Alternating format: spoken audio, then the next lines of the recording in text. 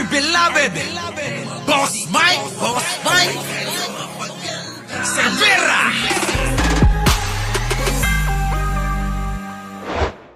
Faction of Senator Robin Padilla. Hindi po ako ang nasa video. Nako! Video clip. Ah.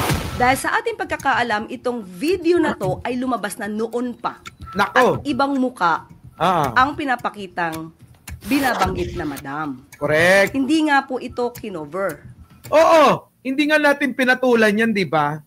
Hindi natin pinapatulan yung mga yan kasi alam naman natin na AI yan. Marami nga nag-chat sa akin yan. Yung conversation na yan. Na ano, ang kumakatawan daw dyan ay yung pangit, yung mukha rin na DDS na babae. Pangit eh, no? Yung itsura mga kababayan, yung DDS na mukhang mangkukulam. Ha? Yung para bang lahat ng sulok ng katawan kulay itim. Sino ba yon? Sino ba yon mga kababayan? Paki-comment nyo nga. Yung DDS na laging kasama ni Rocky dati sa SMNI. Oo. Yung pong parang halos lahat ng sulok ng mukha niya kulay itim. Oo. Ha? Yun po yun yung yung tinutukoy ko. Yan. Tama. Oo. Yan, Leonora Brown. O, di ba? Pag tinitigan yung mukha niya, mukhang mangkukulam, di ba? Oh, mukhang mangkukulam talaga, mga kababayan ko. Eh, lahat ng sulok, mga kababayan ng mukha niya, kulay itim, eh. Oh. Ng mainstream media. Oh. Dahil lumalabas, ayaw nila maging lihitimong balita ito Oh. na hindi naman nila alam ang source. Correct. So, I deny Na. that the person or kung sino man sa dalawa doon na it's I was talking to a certain vlogger. Oo nga. Now, si Senator Robin ay nagpapanukala Nang? ng anti-troll farm bill. Oo, tama. Maganda ang kanyang adhikain, maganda ang kanyang pinapanukalang batas. Aha. Troll farm for fake news. Correct. Sana maging modelo din po si Senator Robin. Tama. Modelo na hindi magpapagamit o magpapabiktima Correct. sa troll farm na nagpapakalat ng fake news. Eh, attorney, tanga nga si Robin, eh. Buboy. Alam nyo, sayang lang yung pinang-sisweldo kay Robin Padilla. Sa akin alam nyo, Robin, kung ako sa'yo, manahimik ka na lang ng buong termino mo. Huwag ka nang mag-epal-epal pa. Puro palpak yung ginagawa mo eh. Sa totoo lang, kung ako sa'yo, gayahin mo na lang si Lito Lapid. Yung bang manahimik ka na lang, diyan ka na lang sa sulok, at magsuklay ng bigote mo. Ganun na lang ang gawin mo dyan. Maghintay ka na lang ng darating ng pagkain at magmukbang. Ganun. Kaysa yung gaganyan-ganyan ka pa, hindi mo kinatalino yan. Lalong napapansin yung kabobohan mo eh. Di ba? Oo. Napapansin ng taong bayan, tatanga-tanga ka talaga eh. Oo idol kita sa pagiging artista mo. Totoo yun. Diba? Lalong-lalo na yung baby ama na palabas mo. Pero pagdating sa pagiging politiko, wala eh. Oo, wala, Robin. Oo. Ay, gayahin mo na si Leon Guerrero. Kaya magkwentuhan kayong dalawa ni Leon Guerrero doon. Oh, di ba? At saka ni Baby Ama. Oh, Baby Ama. At saka si Leon Guerrero, nagkikwentuhan lang kayong dalawa habang nagtatalo-talo sa plenaryo. Mas okay yon. Advice ko lang sa'yo. Sayang eh. Oo. Sayang yung boto ng tao. Sayang yung bayad sa'yo ng gobyerno, yung sweldo mo. At sayang yung minumukbang mo dyan sa Senado. Diba? O kaya bantayan mo na lang si Mariel habang nagpapagluta sa opisina mo. Ganon. Diba? Yun ang maganda dyan para hindi ka nila mapansin. Oo, bantayan mo. Baka ma-over si Mariel sa kakagluta. Oh, at least nandiyan ka. Oh, o kaya mag-live na lang kayong dalawa. Tapos, habang nagla-live ka, huwag ka uli magsuot ng brief para mag-hi uli si Junjun. Kaya tuloy nasasabihan ko ang Boy Silly. Diba? Sabi nga ng iba aanuin mo yung gandang lalaki kung 2 inches naman yung daladalang sili. Ha? Di ba no? Ano yan? Putik na yan Mukhang imbis na mag-stay sa Jollibee si Mariel Baka mag-KFC rin yun hindi makokontento mga kababayan sa Jollibee. Sigurado. Oo. Baka mag-KFC rin yun Di ba no, mga kababayan, Mag-KFC yun. Hindi makukontento yun sa Jollibee mo. Ano ba yan? Putik na yan. Parang siling labuyo dito. Grabe mga kababayan ko. Oy, nandito na si Mark Ramos. Oo. Sa mga hindi pa nakasubscribe kay Mark Ramos, mga kababayan, wag nyo na wag nyo na patatagalin yan. Di baling maubos lahat kayo rito. Basta maging 1 milyon na yung followers ni Mark Ramos. Diba? Grabe si Robin Padilla. Ganun na lang gawin mo. Kaysa ikaw ay ikaw ay kung ano-anong pinagsasabat mo sa plenaryo. Minsan ka na lang magsasalita. Biruin mo, palpak palagi. Wala pang Pilipinong natuwa sa iyo Oo, meron siguro yung mga bobo na parang kaya nilang i-take lahat ng sasabihin mo kahit na pati sila ay nagmamaang-maangan na matalino ka.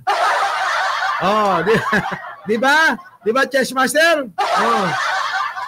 Eto na. Sabi nga po ni Senator Loren kahapon, you should know first your source. Correct. And since dininay niyo po na kayo, ma'am, may balak po ba kayong gawing legal na aksyon regarding dito sa audio clip? Hindi nga po natin alam kung saan ang galing. Mas maganda po itanong niyo po sana kay Senator Robin, saan niya po ba nakuha ito?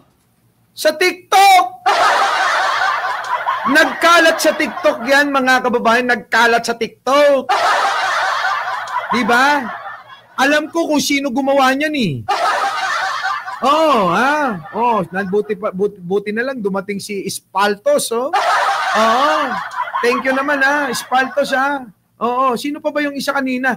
Si Leonora Brown, Thank you sa inyong dalawa. Anong source ito galing? Sa ating pagkakaalam, hindi ito galing sa mainstream. Correct. Kung galing ito sa mga troll, obligasyon niya pong magsabi kung saan yung source. Oo nga. Ako meron lang akong alam nyo naman ako, may third eye nga ako Diba? Espaltos may third eye nga ako Kaya, ulang na lang mga kababayan pwede nang ako yung mata ng mata. Kung may mata, ako yung mata. Ng mata. Kung mayroong kung may senador, kung mayroong panot at may anak na panot, meron ding mata at mata ng mata. Ako yun, Grabe. Eto, sample. Ganito karami yan. Ang dami sa TikTok. Oo, ang dami sa TikTok Yan. Nahulog mo na ba? Ayan na. Hindi pa Later lang, okay lang. Medyo busy pa kasi ako. Okay na ba mandrahog? Mamaya lang siguro after lunch? Okay lang? Parehas ng kinote, Yung mandarahog pa rin. Yung mandarahog pa rin yung kinote na pangalan. Yung mandarahog, ito yung DDS na TikTokers na matanda, natatatlo na lang yung buhok, na yung nguso, mga kababayan, singlaki ng nguso ni Banatbay. Yan, yun po yun, sige tuloy. Ay, ganun ba? Sige. Sige, walang problema. Hintayin na lang namin, ha? Kasi kinukulit na ako ni Rosalinda at ni taga Bukid, eh. Okay lang, sabihin mo lang sila, medyo busy lang kasi ako ngayon, ha? Alam mo naman, hindi lang naman yan trabaho ko. Meron pa akong tinatrabahong iba. Sige. Basta sigurado mamaya, ha? Oh, no problem. Teka nga pala, hindi ba pwedeng 15K na lang instead of 30K? Kasi, actually sabi ni Madam, ako pwedeng 15K na lang kasi nga, yun lang naman ang tatrabawin nyo ngayon, di ba? Itong sa gold lang na ibinenta, yun lang naman ang sisirain nyo. Nako, alam mo, sa totoo lang, kung ako lang, ha, okay lang ako sa 5,000, eh. Kita nyo mga kababayan ko. Kaya siguro naisip ni Robin Padilla, abay, tugma ito doon sa ini-expose nung senador na panot na may anak na panot, Diba? Hindi kaya eto yon. Kaya gustong gawin nilang intriga na naman. Gusto nilang gawing intriga. Tama. Sige tuloy. Kaya lang si Rosalinda at si taga Bukid, hindi talaga sila papayag. Actually, sinubukan ko na nga. Sabi ko mga 15K lang, pero ayaw talaga nila pumayag. Gusto nila 10K. Siyempre, kung sila may tig 10K, tapos ako 5K lang, unfair naman yun. So, 30 mo na lang. Tsaka, kita mo naman yung trabaho namin. Kita mo naman kung paano namin siraan talaga itong administrasyon nito, eh. Kita nyo mga kababayan. Kita nyo daw kung paano sira ng administrasyon. Ngayon, ang tanong, paano na-connect pa ni Robin Padillang bobong senador si Attorney Claire? Samantalang, yung nagkalat na yan ay hindi naman ang tinutukoy at ang nasisira ay si Pangulong Bongbong at ang administrasyon. Kung hindi, ang sinisiraan nila ay ang gobyerno at nanggaling sa mga DDS to. Tapos, pinapalabas, baliktad. Pinapalabas po ni Robin Padilla na baliktad. Si Attorney Claire daw yung nando doon at nagbabayad kay Mandarahog. Natatatlo na lang yung buhok sa bombonan. Na DDS TikTokers, mga kababayan. Na walang ginawa, mga kababayan, kundi i-flex yung mga malalaking mga nguso. Yun. Okay na yun, 30. Kila Placido, yung para sa kanila. Thank you, Be. Sige. 30K. Later lang, ha? Ipapadala ko na sa'yo, Gcash ko. After lunch. Sige, hintayin ko, ha. Salamat, sis. Bye. Okay, thank you, Mandarahog. Kita nyo? Kakahiya talaga si Robin Padilla, mga kababayan ko. Ewan ko ba? Sa totoo lang. Nakakahiya ho. Sa totoo lang. Ngayon. Kahit na anong gawin ninyo na paninira kay Manong Bongbong, wala. Our beloved Boss Mike.